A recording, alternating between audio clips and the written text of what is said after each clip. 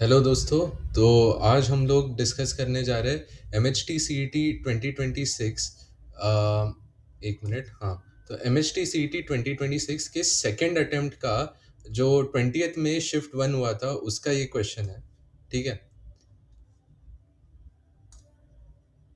तो ये जो लेटेस्ट जो सी ई टी का अटेम्प्ट हुआ है उसका ये क्वेश्चन है।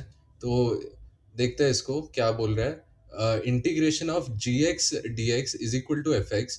तो ये इसका इंटीग्रेशन मुझे पूछ रहा है। तो बहुत लोग ये क्वेश्चन को टफ समझते हैं बट ये है नहीं। देखो, बहुत इजी क्वेश्चन है, आपको बस समझना है कैसे करना है। ठीक है, तो पहले तो हम देखते हैं कि हमें पूछा क्या गया है। तो मुझे पूछा गया है भाई जी x d x upon 9 - f x का होल स्क्वायर। ठीक है, तो अब मुझे एक बात बताओ कि मुझे एक और चीज यहाँ पे दी हुई है कि integral of g x d x is equal to f x. Integral of g x d x is equal to f x. तो मुझे बताओ कि अगर मैं इस इक्वेशन को दोनों तरफ डिफरेंशिएट करूँ तो मुझे क्या मिलेगा। देखो, इंटीग्रेशन का डिफरेंशिएशन क्या होगा, फंक्शन इटसेल्फ।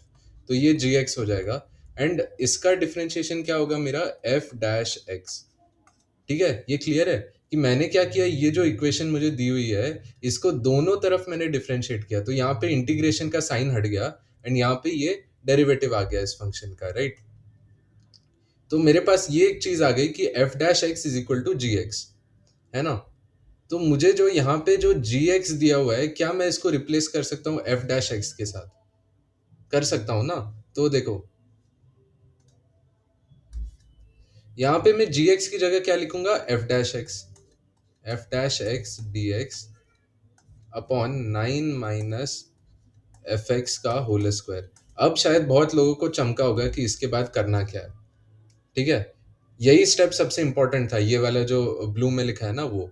तो अब देखो, बहुत इजी है कि आप देखो एफ एक्स को आप क्या मान लो, यू मान लो। ठीक है, तो एक बार इसको मैंने यू मान लिया। ठीक है, तो चाहे तो एक और स्टेप लिख देता हूँ कि इसको दोनों तरफ अगर मैं डिफरेंशिएट कर दूँ तो f dash x d x is equal to d u. ठीक है, तो ये जो ऊपर लिखा हुआ है f dash x d x, इसकी जगह मैं क्या रिप्लेस कर सकता हूँ, डी यू। ठीक है, तो कर देते हैं इसको, डी यू ऊपर आएगा, नीचे 9 - u²। ठीक है, क्लियर है यहाँ तक। तो देखो, अब ये आपको समझ में आना चाहिए कि यार ये मुझे एक स्टैंडर्ड फॉर्म दिख रहा है यहाँ पे। ठीक है, ये क्या है मेरा 3² - u²। तो क्या ये आपको याद आ रहा है क्या कि आपको ऐसे कुछ आपने पढ़ा होगा। देखो, dx अपॉन a² - x², ये इस पैटर्न का जो रहता है इसका रिजल्ट हमें याद रखना होता है। इसका क्या होता है, 1/2a log of a plus, एक मिनट। तो यहाँ पे होता है, यहाँ पे हो गया a plus x upon a minus x, right. तो ये मेरा फॉर्मूला होता है। ठीक है, तो अब देखो, अब बहुत इजी हो गया। यहाँ पे मुझे क्या करना है, बस सब्सटीट्यूट करना है ये फॉर्मूला को।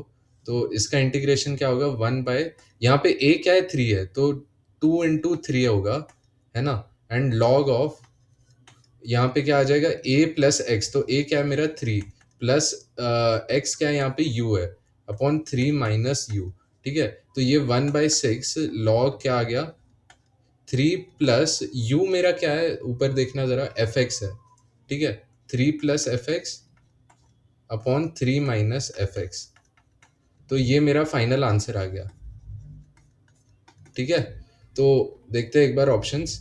1/6 क्या है, log 3 plus f x upon 3 minus f x. 1/6 3 plus f x, 3 minus f x. C option मेरा आंसर आ गया। ठीक है, यहाँ पे एक सी भी जोड़ देना क्योंकि इनडेफिनेट इंटीग्रेशन है। ठीक है, क्लियर है। 1/6 log 3 plus f x, 3 minus f x plus C. ठीक है, तो आई होप आपको ये क्वेश्चन क्लियर हुआ होगा। तो प्लीज़ हमारे चैनल को लाइक, शेयर एंड सब्सक्राइब कीजिए ताकि आपको ऐसे बहुत बढ़िया सोल्यूशन मिलते रहे। Thank you.